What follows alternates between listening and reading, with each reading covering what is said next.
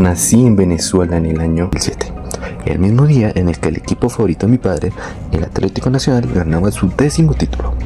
Mientras él celebraba una victoria histórica y el nacimiento de su hijo, yo apenas comenzaba una vida que, con el tiempo, se sentiría como jugar constantemente de visitante. Desde el inicio hubo algo simbólico en eso. Parecía que el acontecimiento importante ya había ocurrido y yo solo llegaba a evitar las consecuencias. Crecí en una familia trabajadora donde el esfuerzo no es una virtud admirable, sino el requisito mínimo para sobrevivir. Mi padre trabajaba en construcción levantando edificios y mi madre sostenía a otros desde el trabajo doméstico. Crecí viendo cuerpos agotados convertirse en estabilidad económica precaria. Y ahí entendí algo que marcaría mi manera de ver el mundo.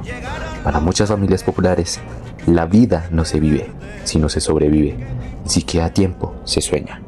Sin embargo, incluso desde dentro de mi propia historia, siempre existió una sensación de desplazamiento. Venezuela nunca se sintió realmente como un origen, más bien era una especie de sala de espera, un lugar transitorio donde nunca terminaban de llamarme por mi nombre. Y esa sensación de no pertenecer no solamente se limitaba a la nacionalidad, también atravesaba mi cuerpo, mi personalidad y la manera en la que los demás me interpretan. Mi físico siempre me hizo sentir como una contradicción ambulante.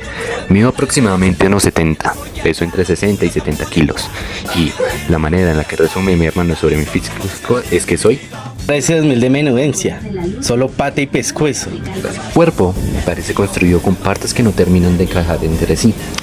Una nariz que llega antes que yo a cualquier lugar, ojos pequeños que parecen calcular más de lo que expresan, acné persistente y una cantidad absurda de vello. Incluso, mi barba se convirtió en una experiencia incómoda porque me hacía parecer mayor de lo que realmente me sentía. Mientras socialmente era tratado como el niño distraído, mi cara insistía en proyectar una adultez que no habitaba. Por eso, migrar a Colombia fue mucho más que cambiar de país, fue cambiar de lógica. En la primaria logré adaptarme, o al menos eso parecía. Me convertí rápidamente en el buen estudiante, callado, juicioso y funcional. Era una versión cuidadosamente editada de mí mismo para encajar dentro de lo que la escuela consideraba aceptable. Sin embargo, ese personaje dejó de sostenerse durante el bachillerato. Empecé a hacer algo que el sistema educativo suele castigar con fuerza: pensar críticamente. Comencé a cuestionar no solo lo que me enseñaba, sino también quién tenía la autoridad para enseñar, qué conocimientos eran considerados legítimos y por qué la obediencia parecía más importante que la comprensión. Dejé de ser el estudiante ideal para convertirme en el fastidioso. No porque fuera irresponsable, seguía obteniendo buenos resultados. La diferencia era que ya no aplaudía por inercia ni aceptaba las cosas únicamente porque siempre habían sido así.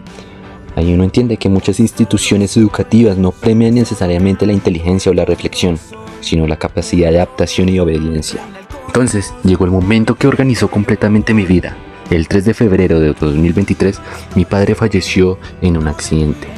Ahí entendí que la vida no siempre se rompe lentamente, a veces se fractura de golpe. Su ausencia se convirtió en una presencia constante dentro de la casa.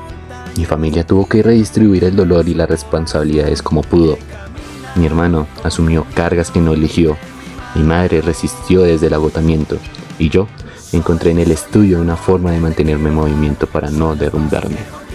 Pero, en medio de no encajar desde mi cuerpo, desde mi nacionalidad y, claramente, desde el fallecimiento de mi padre, hubo un momento en el que la ficha perdida finalmente encontró un tablero donde poder encajar. Y lo más curioso es que todo comenzó con una de las preguntas más aleatorias que he hecho en mi vida. ¿Y allá nos dan comida? Parece absurdo, incluso cómico, pero esa pregunta terminó abriendo una puerta que organizó muchas cosas dentro de mí. Así comenzó mi acercamiento al mundo artístico. Hasta entonces, gran parte de mi vida había estado atravesada por la sensación de adaptación forzada. Encajar en la escuela, encajar socialmente, encajar en una nacionalidad, encajar incluso dentro de mi propio cuerpo. Pero el arte funcionó de manera distinta. No exigía que yo fuera una versión corregida de mí mismo. Por primera vez, sentí que podía existir sin tener que justificar constantemente quién era. Empecé ese camino en 2022 a través de las comparsas. Después llegó el teatro, la música y la danza. Y aunque el proceso ha estado lleno de más errores que aciertos, entendí algo importante. Equivocarme no significa fracasar, significa construir. Fallo para mejorar y mejoro para acercarme a aquello que quiero ser. Lo más extraño y quizás lo más valioso es que el arte me permitió reconciliarme con mi propio cuerpo. Durante años sentí mi cuerpo como algo incómodo, contradictorio o fuera de lugar. Sin embargo, en escena, bailando, actuando o sosteniendo un instrumento, esa incomodidad empezó a transformarse. Incluso cuando todavía no sé exactamente qué hacer con mi cuerpo mientras bailo o con el instrumento cuando lo toco, nació una sensación de sentido que antes no encontraba en otros espacios. Desde otra mirada, entiendo ahora que el arte no apareció únicamente como un pasatiempo o una habilidad nueva. Funcionó en mí como un espacio de reconstrucción identitaria. Mientras otros escenarios de mi vida me exigían adaptarme para pertenecer, el arte me permitió pertenecer desde la diferencia. Ya no era el raro, o el distraído, o el estudiante fastidioso. En esos espacios podía ser simplemente alguien en proceso de creación.